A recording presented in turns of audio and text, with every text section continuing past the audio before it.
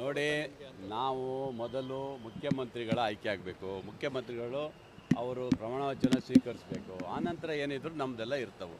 ಹಾಗಾಗಿ ಒಳ್ಳೆಯ ರೀತಿಯಲ್ಲಿ ರಾಜ್ಯದ ಮುಖ್ಯಮಂತ್ರಿಗಳಾಗಿ ನಮ್ಮ ನಾಯಕರಾದ ಸಿದ್ದರಾಮಯ್ಯ ಸಾಹೇಬರು ತಮ್ಮ 3 ವರ್ಷ ಅವಧಿಯಾದ ನಂತರ ಹೈಕಮಾಂಡ್ ನಿರ್ಧಾರಕ್ಕೆ ಬದ್ಧರಾಗಿ ಯಾವುದೇ ಗೊಂದಲ ಇಲ್ಲದ ರೀತಿಯಲ್ಲಿ ಒಂದು ಮುಂದಿನ ಚುನಾವಣೆ ದೃಷ್ಟಿಯಲ್ಲಿ ಕೊಟ್ಟಿದ್ದಾರೆ. ಇವತ್ತು ರಾಜೀನಾಮೆ ಕೊಟ್ಕೊಂಡಿದ್ದಾರೆ.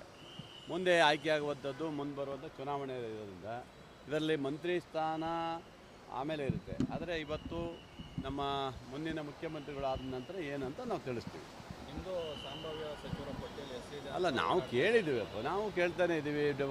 ಡೆಲ್ಲಿ ಹೋಗಿದ್ದೀವಿ. ಆನಂತರ ಇಲ್ಲೇ ಮೀಟಿಂಗ್ ಮಾಡಿ ಎಲ್ಲ ಚರ್ಚೆ ಆಗಿದೆ. ನಾವು ಒಂದು 25-30 ಜನ ಹೋಗಿ ಬಂದಿದ್ದೀವಿ. ಆ 30 ಜನ ಯಾರು ಮಂತ್ರಿಗಳ ಸ್ಥಾನದಲ್ಲಿ ಇಲ್ಲ. ಅದರಲ್ಲೇ ಒಂದು 20 ಜನರಿಗೆ ಕೊಡ್ರಿ ಅಂತ ಕೇಳಿದ್ದೀವಿ. ಅದು ಬಹುಶಃ ವರಿಷ್ಠರು ಮತ್ತು ನಮ್ಮ ರಾಜ್ಯ ನಾಯಕರು ತೀರ್ಮಾನ ಮಾಡ್ತಾರೆ. ಈಗ ಹಳೆ ಸಚಿವರ ಅದರಲ್ಲೂ ಸ್ವಲ್ಪ ಮುಂದುವರಿತಾರೆ ಅನ್ನೋ ಒಂದು ಕಾನ್ಸೆಪ್ಟ್ ಇದೆ. ಹೊಸಬರಿಗೆ ಎಲ್ಲಿ ಅವಕಾಶ ಸಿಗುತ್ತೆ ಅಂತ. ಇಲ್ಲ ನೋಡಿ, ಹಳಬರಿಗೂ ಸ್ವಲ್ಪ ತಗೊಳ್ಬೇಕು. ಹಿರಿತನ ಬೇಕಾಗಿದೆ. ಆ ಹಿರಿತನದ ಜೊತೆಗೆ ಯುವಕರನ್ನು ತಗೊಂಡು ಹೋಗುವಂಥ ದೃಷ್ಟಿಯಲ್ಲಿ ಹಳಬರು ಹೊಸಬರು ಇಬ್ಬರು ಇರ್ತಾರೆ, ತಗೊಂಡು ಹೋಗ್ತಾರೆ ಅನ್ನೋ ಭರವಸೆ ನಮಗಿದೆ.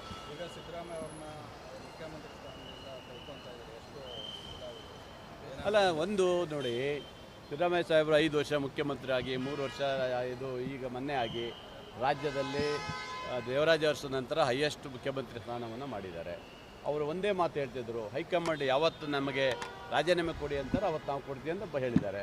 ಹಾಗಾಗಿ ಹೈಕಮಾಂಡ್ ಹೇಳಿದ ಮೇಲೆ ಅವರ ಪಾಲನೆ ಮಾಡಿದ್ದಾರೆ. ಅದಕ್ಕೆ ಹೇಳ್ತಾ ಇದ್ದೇನೆ, ಸಿದ್ದರಾಮಯ್ಯರಂಥ ನಾಯಕತ್ವ ಬೇಕು. ಅವರ ಮುಂದಿನ ಚುನಾವಣೆಯಲ್ಲೂ ಸಹ ಅವರ ನಾಯಕತ್ವದಲ್ಲಿ, ಅವರ ಸಹಕಾರದಲ್ಲಿ, ಅವರ ಆಶೀರ್ವಾದದಿಂದ ನಾವು 28ಗೂ ಗೆಲ್ಲಬೇಕು ಅನ್ನೋ ಉದ್ದೇಶ ನಮಗಿದೆ. ಸರ್, ಸಿಎಂ ಸ್ಥಾನವನ್ನು ಒತ್ತು ಕಿತ್ಕೊಂಡಿದ್ದಾರೆ ಹೈಕಮಾಂಡ್ ಅಂತ ಆರೋಪ. ಅವ್ರಿಗೆ ತಲೆ ಇದೆಯಾ?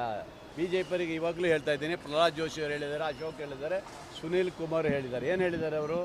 ಎಲ್ಲ ಈ ಥರ ಸಿದ್ದರಾಮಯ್ಯ ಅವ್ರನ್ನ ಈ ರೀತಿ ಇಳಿಸಬಾರ್ದು ಅಂತ ಪ್ರಹ್ಲಾದ್ ಜೋಶಿ ಹೇಳಿದ್ದಾರೆ. ಸುನೀಲ್ ಕುಮಾರ್, ನಿಮಗೆ ಮಾನ ಮರಿದಿದೆಯಾ? ನಿಮಗೆ ನಿಮ್ಮ ಸರ್ಕಾರ ಇರಬೇಕಾದ್ರೆ 20 ತಿಂಗಳಿಗೆ ಅವರ ಸರ್ವೋಚ್ಚ ನಾಯಕರಾದಂಥ ಯಡಿಯೂರಪ್ಪರನ್ನ ಕಣ್ಣೀರು ಹಾಕಿಂದ ರಾಜಭವನಕ್ಕೆ ಕಳಿಸಿದಂಥವ್ರು ನೀವು. ಇವತ್ತು ನಿಮಗೆ ಪಾಠ ಹೇಳ್ತೀರಾ ನೀವು? ಯಾವ ಉದ್ದೇಶ ಇದೆ ನಿಮಗೆ? ನಿಮ್ದು ಏನು ಉದ್ದೇಶ ಇದೆ? ಈಗ ಟ್ರಂಪ್ ಕಾರ್ಡ್ ಹೇಳ್ತಾರೆ, SC ST ತರ್ಬೋದಿತ್ತು, ಹಿಂದುಳಿದ ನಾಯಕರಿಗೆ ಈಗ ಮಾಡಿದ್ರು ಅನ್ನೋದಲ್ಲ. ಹಾಗಾದ್ರೆ ನಿಮ್ಮ ಕಾಲದಲ್ಲಿ ಏನು ಮಾಡಿದ್ರಿ? ನಿಮ್ಮ ಕಾಲದಲ್ಲಿ ಯಡಿಯೂರಪ್ಪ ಆದ್ಮೇಲೆ ಬೊಮ್ಮಾಯಿ ಕೊಟ್ರಿ, ಯಾವುದೇ SC ST ಕೊಡಲಿಲ್ಲ. ನೀವು ಬೇರೆ ಜಾತಿ ಹಿಂದುಳಿದ ವರ್ಗದವರಿಗೆ ಕೊಟ್ಟಿಲ್ಲ. ಹಾಗಾಗಿ ನೀವು ಮಾಡಿರೋ ಪಾಪದ ಕೆಲಸ ನಾವು ಯಾರೂ ಮಾಡಿಲ್ಲ. ಸಂತೋಷದಿಂದ, ಪ್ರೀತಿಯಿಂದ, ಯಾವುದೇ ಗೊಂದಲ ಇರಲ್ಲದೆ ನಮ್ಮ ನಾಯಕರು ರಾಜೀನಾಮೆ ಕೊಟ್ಟಿದ್ದಾರೆ.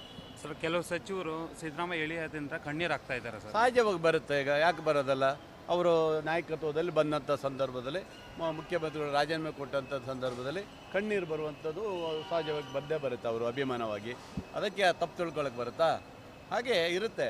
ಹಾಗೆ ಸಿದ್ದರಾಮಯ್ಯ ಸಾಹೇಬರು ಸಹ ನಮ್ಮ ಪಕ್ಷದ ಸರ್ವೋಚ್ಚ ನಾಯಕರು. ಅವರ ಒಂದು ಆಶೀರ್ವಾದ, ಸಹಕಾರ ನಮ್ಮ ಪಕ್ಷಕ್ಕೂ ಬೇಕು. ಮುಂದೆ ಅವ್ರು ಇಟ್ಕೊಂಡು ರಾಜ್ಯ ರಾಜಕಾರಣದಲ್ಲಿ ಹೊಸ ಒಂದು ಅಧ್ಯಯನ ಬರಿತೀವಿ ನಾವು. ಸರಿನಾ? Thank you sir.